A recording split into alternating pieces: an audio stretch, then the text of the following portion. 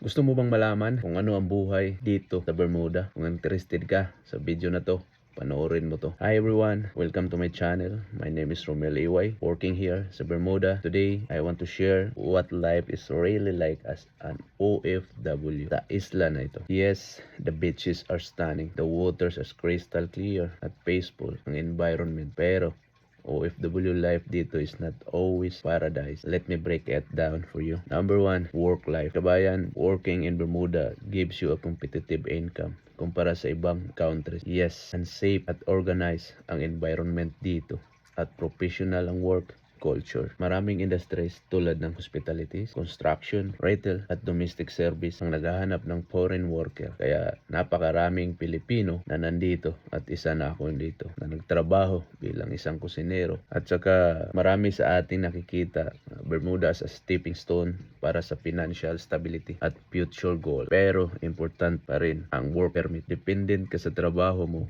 kailangan stable ang job mo at responsible ka sa roles para secure ang stay mo dito. Dahil parang hindi ka pwede ditong magstay na kulang ka sa undocumented is parang, kahit sa ang bansa naman, kulang ka sa documents, hindi ka talaga pwede mag-stay na matagal. Para sa I know, na pwede kang mag-stay sa Bermuda if you have tourist visa, I think, maximum 3 months. So, yun. Pero, mag-usapan natin itong isang experience dito para may share ko sa inyo kung sino man yung gustong magbabalak na pumunta dito sa Bermuda. So, number 2 natin is cost of living. Reality check. Mataas ang cost of living. Almost lahat ng groceries imported, kaya asahan mo napaka-expensive. Rent takes a big chunk ng sweldo mo. Utilities, transportation, at basic needs, lahat na medyo mahal. Like me, malapit lang naman ako sa trabaho ko. Sa akin, kababayan, is ginagamit ko is electric bike. Pwede namang lakarin. Minimum or maximum minutes from here pupunta doon is malakas kang maglakad, 15 minutes. It's good for me. May exercise, but not daily. Kasi minsan, pagod sa trabaho, kaya gumagamit ako ng electric bike or either yung pedal bike. So, ang tips ko sa'yo, pag ikaw nandito sa Bermuda, is gusto mo makaipon, budgeting is the key. Plan ahead and be disciplined with your expenses. Pili ka lang yung mga kailangan mo. So, needs, kailangan. Huwag muna yung wants para mas madali kang makaipon. And number 3 na pag-usapan natin is homesickness. Hindi naman siguro bago sa ating lahat yan. Pero kung ikaw ay isang baguhan na OFW, medyo makaranas ka pa ng mga ganito.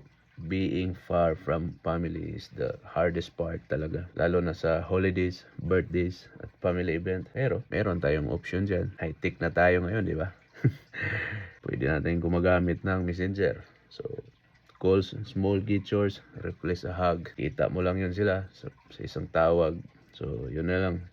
Para ka na rin nasa tabi nila. And then, every sacrifice here teaches resilience and independence. You learn to be strong emotionally and mentally while working to build a better future for your loved ones. Yun nga ang sinasabi ko. Kailangan stronger ka. Huwag kang magpadala sa emosyon dahil masisira yung trabaho mo. Otherwise, tanggalan ka pa ng trabaho. So, kailangan pray sa Panginoon para gabayan. Ang pang-apat natin mga kabayan is island life vibes. So, Bermuda is known as beautiful, pink and sand beaches, crystal clear water, and calm island life. So, yun ang ginagawa ko rito. Every off, punta ako sa mga beaches.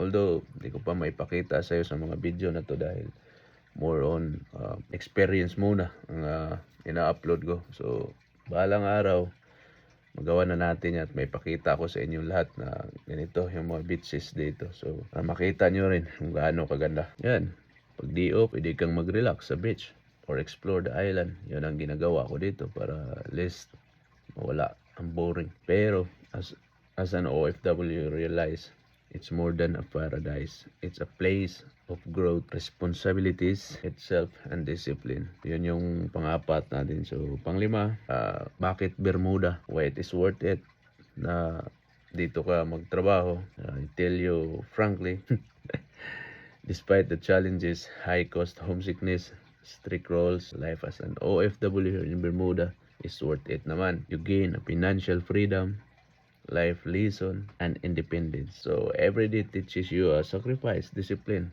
at gratitude. And at the end of the day, kabayan, every long work this has a purpose naman talaga to provide a better future of your family. So Bermuda may look like paradise, but as an OFW, it's a mix of opportunity, responsibility, and growth. If you enjoy this video, don't forget to like and share and subscribe na rin kabayan para mas marami ka pang video na mapanood dito sa island ng Bermuda. At sa mga bagong mga follower o subscriber, shout out sa inyong lahat, and the old subscriber, shout out to my friends, all my friends here in Bermuda, shout out sa inyong lahat, and thanks for watching. See you on the next video. Have a good one, everyone. And this is Romel Iway, isang OFW sa Bermuda na nagsishare ng mga idea para sa mga bagong o gustong pumunta ng Bermuda. At least, alam nyo na. Yun, maraming salamat. Have a good day.